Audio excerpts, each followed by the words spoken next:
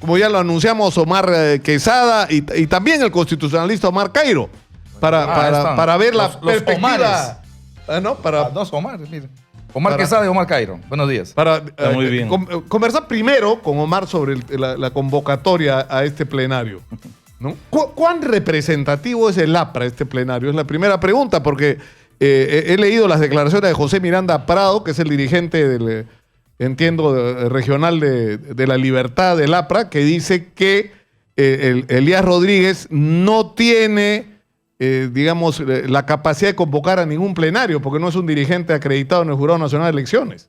A ver, yo creo que la situación económica, social, política del país amerita que los partidos políticos, o los que intervienen en política, los actores políticos, puedan tener clara una posición, y esta posición manifestarla públicamente.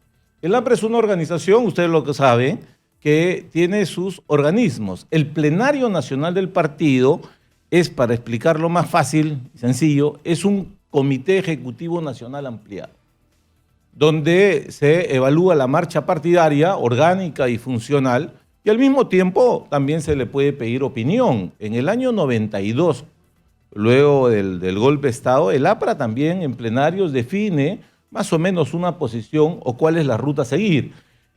Me has nombrado respecto si es válido el plenario o no, tiene toda la absoluta validez al interior del... Pero ¿cómo así, pues, Omar? Déjame explicarte. Si la resolución 165 del Jurado Nacional de Elecciones dice que esa inscripción no es legítima y que Elías Rodríguez no tiene la capacidad de representar al partido, entonces si no es representativo, entonces ¿cómo va a convocar un plenario? ¿Cómo ese plenario va a representar? Si me dejaras explicar, claro, si me dejaras explicar no me harías esa pregunta. El partido lo que ha tenido ha sido un problema en la inscripción ante el Jurado Nacional de Elecciones.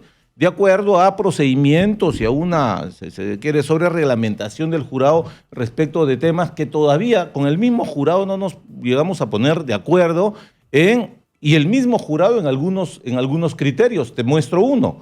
Para la ley de partidos políticos, dicen que los partidos políticos y los militantes basta que estén en el padrón de militantes del partido para que sean reconocidos como militantes de un partido político. El Jurado Nacional de Elecciones ha establecido dos criterios en los últimos tiempos. El primero, de que esté en el padrón del partido, como efectivamente están, y en segundo lugar, que estos figuren en el registro de organizaciones políticas. Por 1000 problemas, a nosotros nos observaron 100.000 militantes por diferencias en el apellido, en el DNI, la mala inscripción. Eso no quita que mis compañeros dejen de ser apristas. Pero ante el Jurado Nacional de Elecciones, en esta última resolución a la que hace referencia, dice que esa es una obligación. Bueno, hemos tratado de buscar convenios con el RENIE, con la OMP, etcétera, con el partido siempre ha hecho su democracia interna, y lo que nosotros sí tenemos es un comité ejecutivo, una dirección política reconocidos partidariamente como corresponde. Vamos a tener un congreso donde se resuelve el tema administrativamente de la legalidad, pero eso no quita que el partido pueda tener opinión. Y a lo que voy, el plenario tiene una opinión muy importante, que es la opinión no solamente de la ciudadanía, porque los apristas también son ciudadanos y sienten este gobierno, que manifiesta ante la actitud y ante la posición del señor Vizcarra, tiene una posición.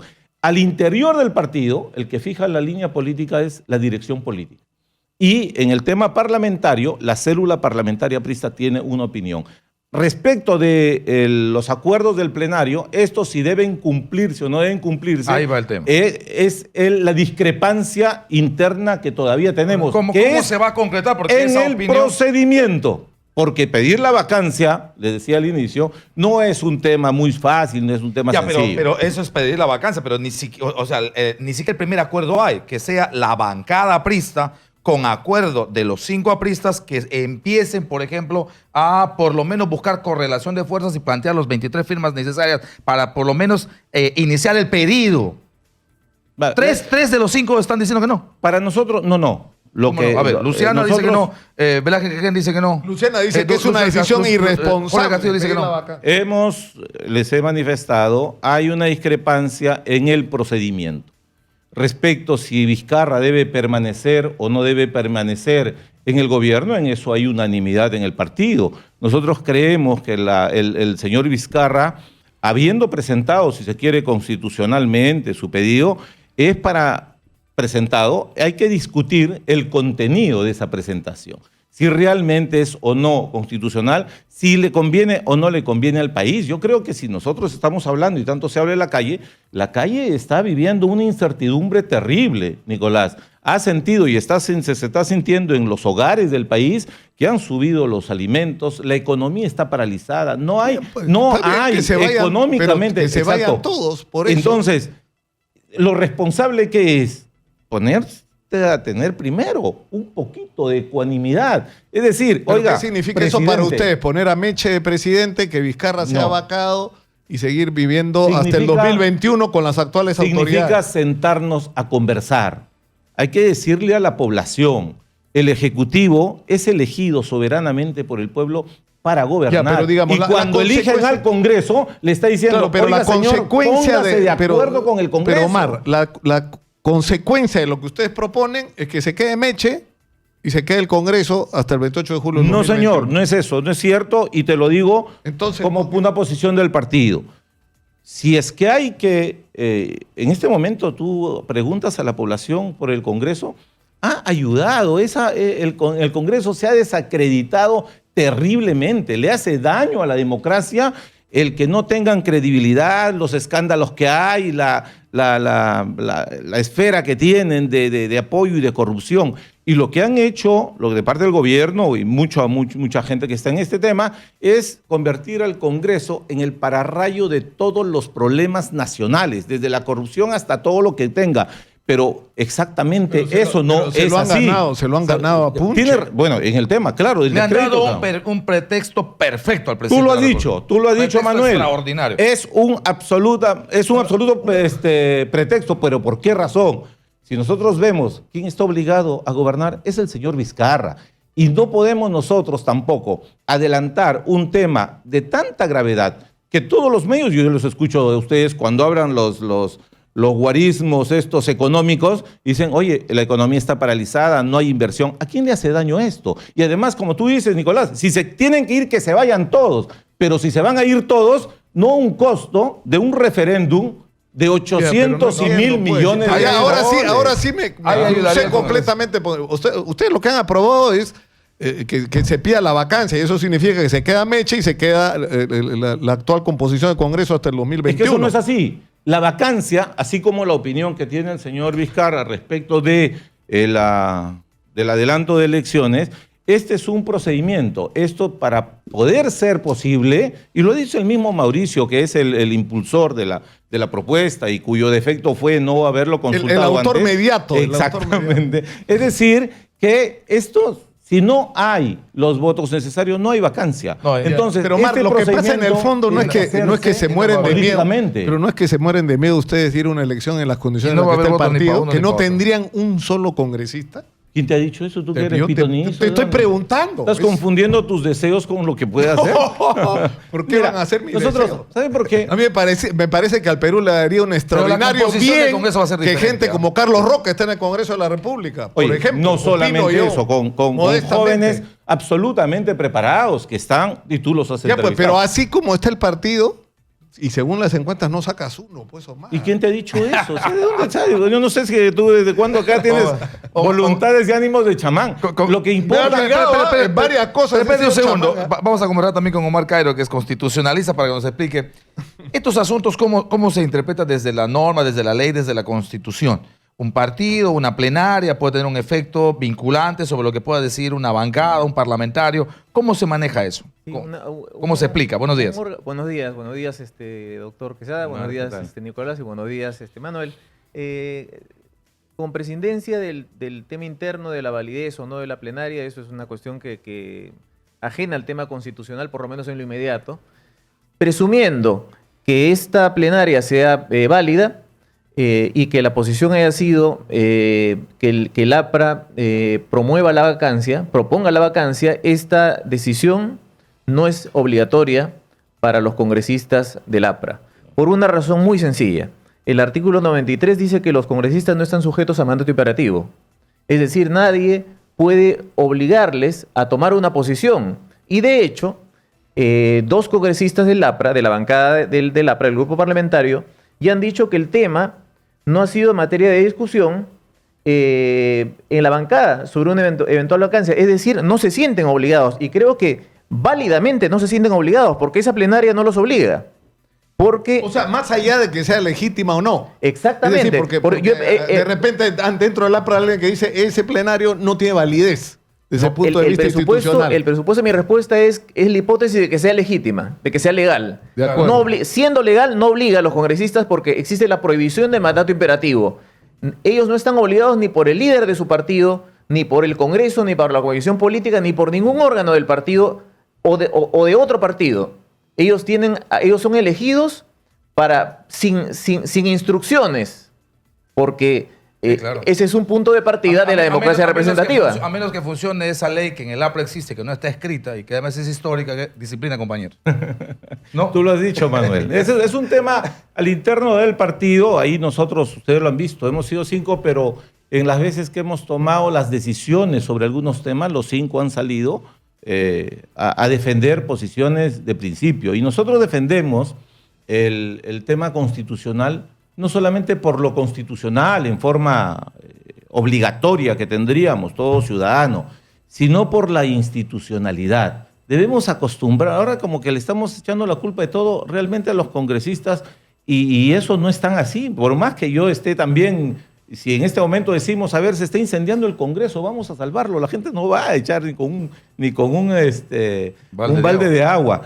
Pero acostumbrémonos a vivir en democracia y a ser responsables también de los votos. Mucha gente acá, mira, ¿has visto el tráfico de congresistas? Parecen jugadores de fútbol, que ahí sí claro, está permitido cambiarse y todo. Necesitamos volver a una política de principios, de institucionalidad, de realmente defender posiciones más allá del interés personal. El Perú necesita muestras también de desprendimiento, ¿sí o no? Que los congresistas se vayan, que se vayan. Y el presidente tampoco no es el primer llamado a moralmente a decir nos vamos y nos vamos todos. Es decir, y yo me puedo quedar en un referéndum con trampa o sin trampa. ¿Quién se acuerda de los puntos del referéndum del año pasado? Dime. Falló la Junta Nacional de Justicia, ese es un papelón el que han hecho. Están fallando todos eso, las obras que han hecho. Es decir, no hay tranquilidad ni ecuanimidad ni del Ejecutivo y menos del Por Legislativo. eso fue que se vayan todos. A menor precio para el Perú. Señor Cairo, la cuestión de la vacancia está regulada en el artículo 113 de la Constitución, procede por permanente incapacidad moral y creo que hay absoluta claridad de que el señor Vizcarra, sea un buen o mal gobernante, no esté en el supuesto de permanente incapacidad moral, porque esta significa la incapacidad de formular juicios morales, o sea, la demencia. Él no está en esa situación, puede ser mal o buen gobernante. Por otro lado, el tema de la vacancia despierta alguna tensión por la posibilidad de que alguien asuma la presidencia, que es Mercedes Arauz. Y la situación de Mercedes Arauz creo que es importante resaltar cuál es en este momento. Ella es ahorita, por más que haya renunciado a la bancada, es vicepresidente de la República. Por lo tanto, ella tiene derecho a participar en los consejos de ministros. Por lo tanto, ella pertenece al despacho presidencial. Y el despacho presidencial es un órgano que asiste técnica y administrativamente al presidente. O sea, no es una persona desvinculada del gobierno, por más que haya renunciado a la bancada. Solamente podrá ella asumir la función ejecutiva si es que hay una renuncia o una vacancia, perdonen que eso es una posición, creo que basada en la norma, una vacancia arbitraria, porque no es el supuesto. En ese caso asumiría la presidencia, pero si Vizcarra sale del país, ella no asume la presidencia. Ella podría reconocer un embajador, podría hacer cumplir una sentencia, pero no asumiría la presidencia. La única hipótesis en la que ella podría asumir la presidencia es ante la renuncia voluntaria o ante una vacancia que yo creo que no tiene sustento jurídico. No tiene sustento jurídico entonces el pedido del plenario. No. Está en la Constitución como una posibilidad. De ahí para determinar. Pero este requisito, no, está bien. Los requisitos están establecidos en el artículo 113. ¿A cuál van a apelar para pedir la vacancia de Vizcarra? Bueno, como situación, hay que nosotros ir a una discusión, hay que conversar bien, Hay temas con las que se ha descalificado, creo, el presidente de la República con la situación esta de los audios, que lo ponen en una situación muy difícil.